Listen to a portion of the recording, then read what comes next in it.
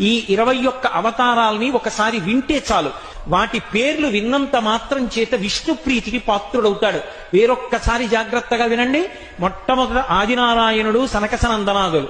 దాని తర్వాత వచ్చినటువంటిది యజ్ఞవరాహావతారం. యజ్ఞవరాహావతారం తర్వాత నారదుడు. నారదుడి తర్వాత నరనారాయణుడు.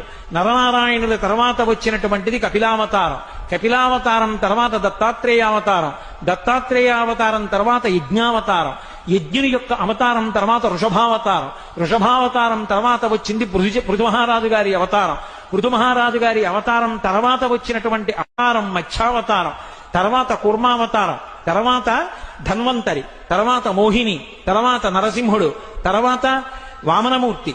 తర్వాత పరశురాముడు. తర్వాత రాముడు.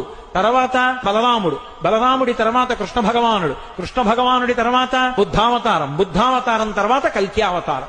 ఏకకాలంలో 2 అవతారం